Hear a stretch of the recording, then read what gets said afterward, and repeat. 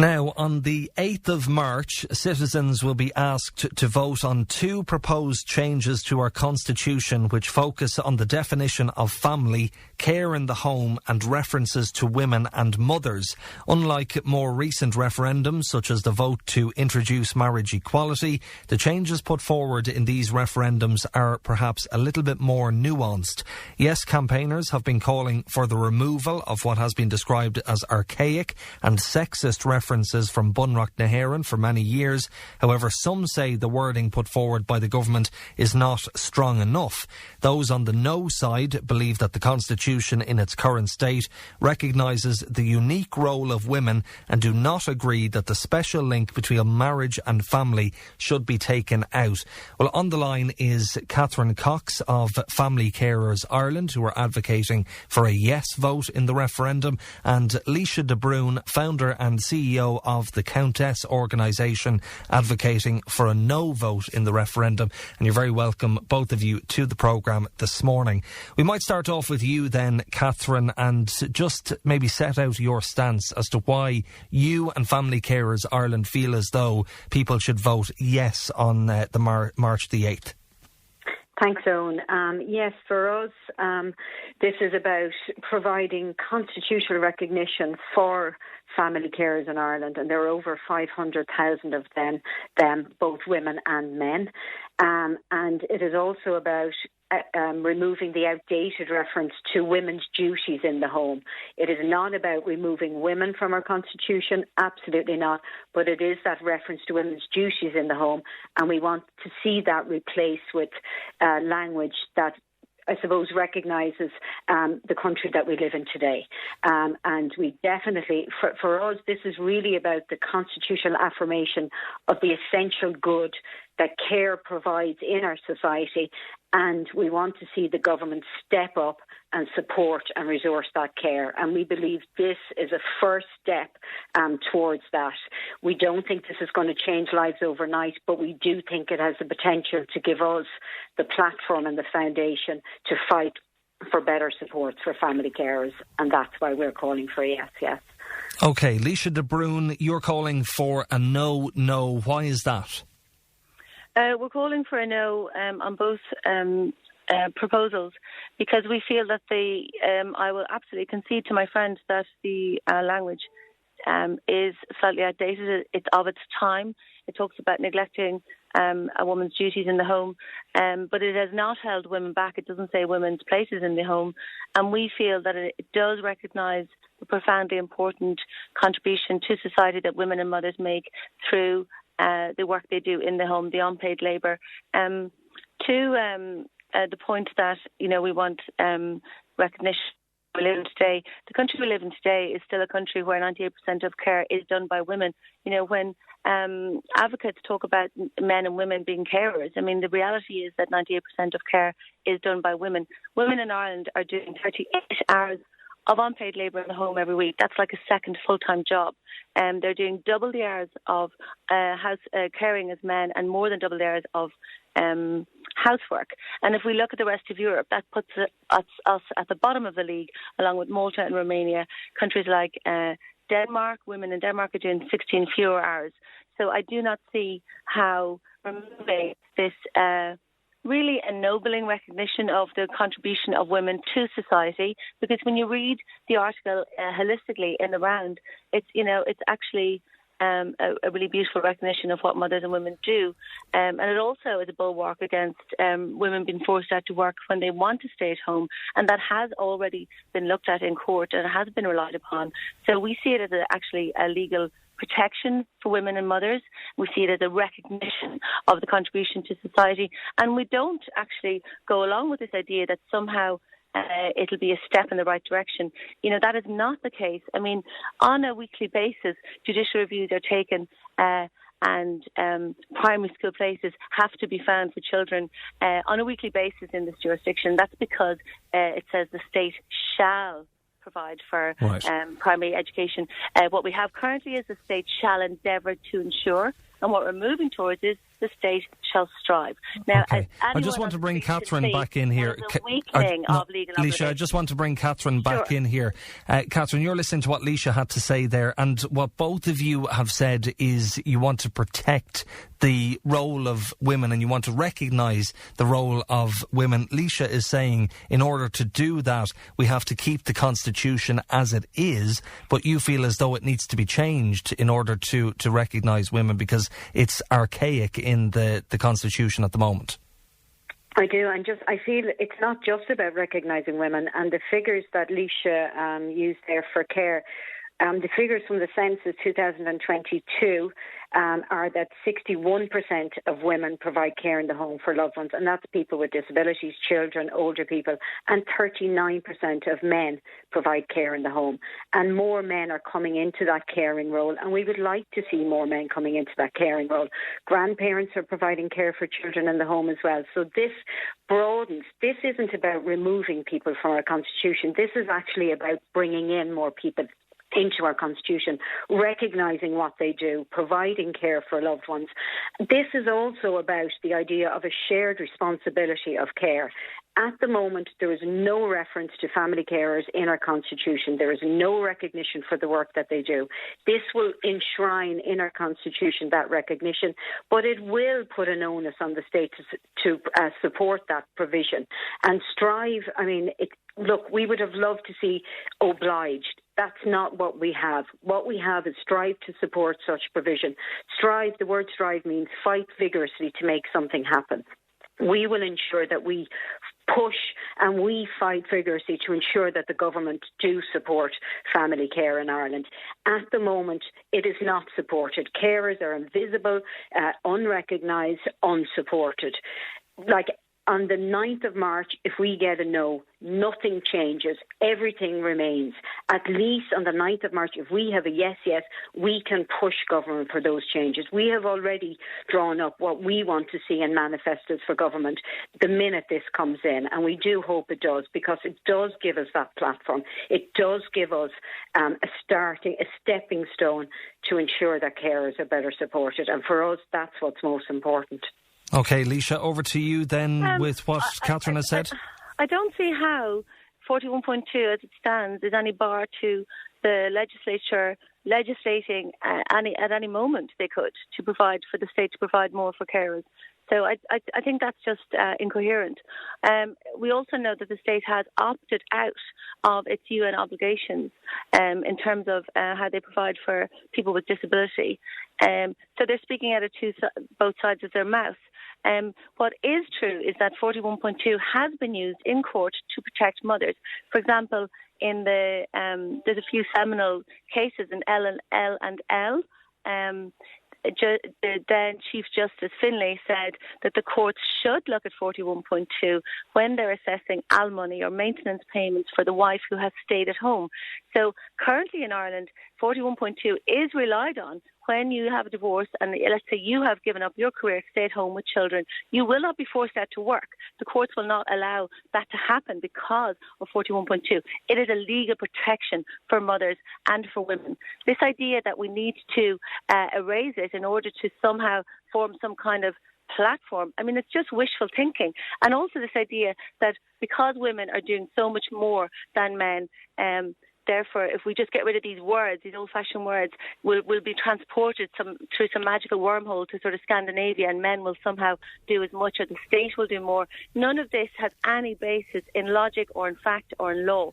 It's simply not true. Just to bring that back then, Article 41.2 effectively says that women working in the home are central to the good functioning of the state and society. It also pledges to endeavour to support women working at home so that they are not obliged to go out and work and neglect family duties.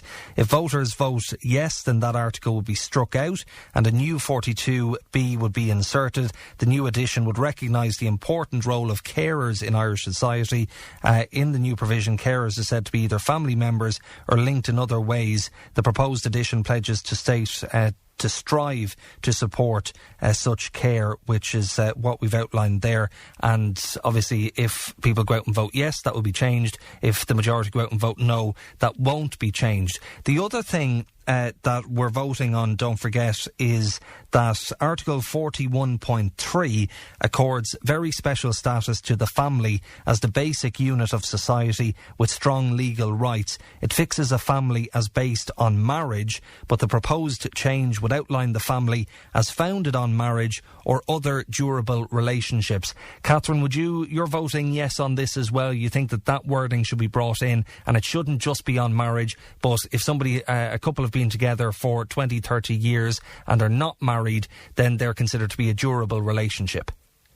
I do, and we are calling for yes on this because, again, we believe that our constitution has not kept up in time with how our society looks today. We all know of families who are not married but are living together, maybe have children, and as it stands, our constitution neither recognises or protects those families. And I think that was very clear with the John O'Mara case in court in recent days. A very difficult situation where his partner passed away, and because they were not married but had been together for over 20 years, had children, he was not able to access the widow's pension. So I think, again, this just recognises the diverse society that we live in, and for us, again, this is not about taking out anyone or excluding anyone from our constitution. This is about inclusivity. This is about bringing in those families that are cohabiting, living together, and it's about recognising and protecting the children of those families as well. For us, this again is a positive step forward, and it is about inclusivity and equality and a compassionate and a caring society that recognises all families and protects all families. Yeah, Laoise, what Catherine is essentially saying there is that, those couples that have been together for 20 or 30 years but haven't married, or even less, but haven't married, should have the same rights as those who have decided to marry, because in this society we're seeing more and more people opting not to marry. So why are you opting for a no vote here? With respect, I would question that reading of O'Mara. O'Mara was one on the basis of rights that do reside in the Constitution, and it was the statutory provision that was struck out. So the Social Welfare and Pensions Act, that was invalid because it didn't, unusually you had to be married to avail of the widower's contributory pension. In this case, the rights of that widower, John O'Mara, were vindicated because of the Constitution. So OK, Laoise, you might just move around a little bit. Your line is just breaking up ever so slightly, and I just want to catch everything that you're saying. So just take us over that again. You dispute what Catherine has said about that O'Mara case. It is not the fact that O'Mara did not have rights that resided in the Constitution. It is the fact that the Social Welfare and Consolidation Act was invalid. It was struck out because you had to be married in order to avail of the widower's contribution. And counsel for O'Mara argued and won on the argument that in fact it was intended to provide for the children, his dependents in this case, his 3 children, and therefore that he was entitled to the widower's contributory pension. And there's very few pieces of legislation where you do have to be married in order to not be, if you have dependents and if you're in a long-term relationship.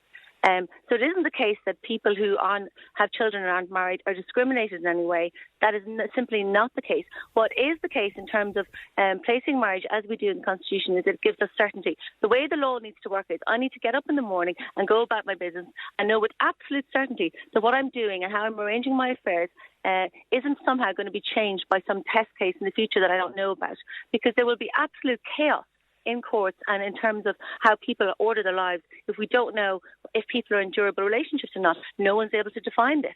It was said only recently, a few days ago, on television that, you could be in a marriage and you could have a family home, and let's say there's a wife there who's given up a career to raise a family and is in a family home, but then there could be a new relationship that apparently could be a durable relationship. So where do the legal rights reside? Who has rights to the family home? OK, let's bring Catherine in on that, because I saw that as well on television on Monday, where that was described that if a married couple were going through a divorce, but the divorce hadn't been finalised, and if, say, for example, a new relationship, a durable relationship, had been established, then is there not kind of a bit of a grey area then? What's your response to that, Catherine? Well, first of all, I will just go back to say that there are thousands of families in this country today in legal limbo, and they feel stigma and isolation for decades, because they are not recognised in our constitution as a family. And our constitution should be about our values. It should be about cherishing all families equally, all children equally, and that should be regardless of whether that family are part of a marriage or not. So that's the first thing. In relation to that point, and I think Thomas Byrne explained it and spoke to it up front the other night, there are families right across the country who are no doubt in that situation. And so what happens there is, of course, they may well go to court and have to be decided, but our constitution is about our values. It's about, what we want in our culture in a society today. And so our constitution should be about recognising all families, regardless of whether it's based on marriage or not. And where those issues come up, there is no doubt they will go to the courts, as they do now and as they will do in the future. But that shouldn't mean that we cannot update our constitution to reflect the society which we live in today, which I hope is a caring one where we recognise all families equally. And Laoise, does it not come back to that point of equality then, that you don't have to be married? People shouldn't have to get married in order to get equality and have the same rights as a married couple. If they want to just stay in a 10, 15, 20, 30 year relationship without getting married, then they should be able to do that, and that should be brought in the Constitution. Do you not see that point? But they do have all the same rights. They have all the same positive rights under legislation. The fact that the Constitution recognises the marital family, I mean, that has already anyway been relied upon in other cases whereby they said it should mean the non-marital family, and there's lots of case law around that. But when it comes to things like property ownership and ownership of the family home, these things are really important to have absolutely have certainty about them. And currently, the way the law is structured, there is protection there for those who have resided in the family home and raised families. As I said earlier, 41.2 has been relied upon in court by mothers, by women. And this idea that we are somehow going to become a more caring society by removing the word mother from 41.2 and by talking about durable relationships being unable to define them. And it is not the case that anyone who wants to can go to court. There is a sort of a filter system insofar as the Supreme Court will only listen to cases which have, wide-ranging public policy significance. There might be maybe one claimant who manages to get all the way to the Supreme Court. So I just think it's a nonsense that people will just be able to simply go to court. It is not that simple. If it was, and that's not how we should be ordering society. We should have very clear definitions. I think it's risible really to sort of dust off the Constitution and vandalise it because we want to feel good about ourselves and create this kind of chaotic lack of definition and also this sort of fuzzy feel-good language when we're actually stripping rights. Okay, Catherine, you come back in on that vandalising the Constitution? Absolutely not. I mean, we live in a country where we have over 500,000 family carers who fight and battle for every support and service that they need. And it's a constant battle. Our Constitution at the moment doesn't recognise or value those. By placing that recognition in there, we will then at least have a value placed on family carers, and it will give us a platform to fight for better services. If nothing changes on the 8th of March, then nothing changes for those family carers. They continue to fight and battle. Our governments continue to ignore them. This puts in place at least a starting point for us to fight for better support for family carers. And for us, we have to grasp it with both hands. We have to say yes, yes, because otherwise the status quo remains and actually things continue to get worse and worse. OK, I'll come back to you in a moment, Catherine, for your closing statement on why you're voting yes, yes. Laoise, sum it up in a minute why you're advocating for a no, and just recap on the points you've made, please. Well, firstly, I would say that this idea that we have to, strike out 41.2 in order to somehow force the government to provide care, that is a nonsense. Today, the government could legislate and have the state provide more care for carers. We We know this to be true, and we would like the state to provide more. But the reality is that it is women doing this caring, and at least 41.2 recognises the contribution that these women and mothers are making, by which the common good could not be achieved. It is not true to say that if we remove 41.2 that suddenly we will have equality, or suddenly women's lives will change, or the lives of carers will change. Legislation could be brought in tomorrow to help carers. The protocols could be agreed, the UN protocols on disability could be agreed tomorrow. There's nothing to stop the government taking these steps. This is just puff and propaganda. We completely disagree with the removal of the word mother from the Constitution. We saw what the government tried to do before when they tried to remove the word woman from maternity legislation. This is an ideologically driven endeavour. Nobody asked for it. It is not achieving what carers want. It is certainly not what women's groups want, and it is bad law, and it will create chaos in the courts.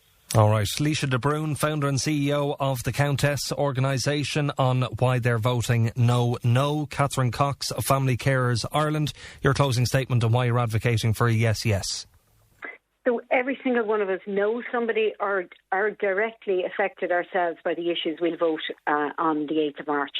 Today in Ireland, we have 40% of families are non-marital, and both men and women are involved in family care in Ireland today. Our constitution should reflect modern Ireland, and that's why it's important for these changes. With this change, all children would be recognised as equal in Ireland, whether their parents are married or not, and all families should have the same rights and benefits regardless of the marital status. And all of us give and receive care at some points in our life. So this is a whole of societal issue. And it is time that we give men and women the recognition they deserve as family carers. And for us, a yes will send a message to all political parties that we want real change, and we want something that puts care at the heart of Ireland. All right, we'll leave it there. That's our debate on the 8th of March referendums. Catherine Cox of Family Carers Ireland, yes. Thanks for joining us. And Laoise de Brún, founder and CEO of the Countess, on the no side. Thanks also for joining us on the programme this morning.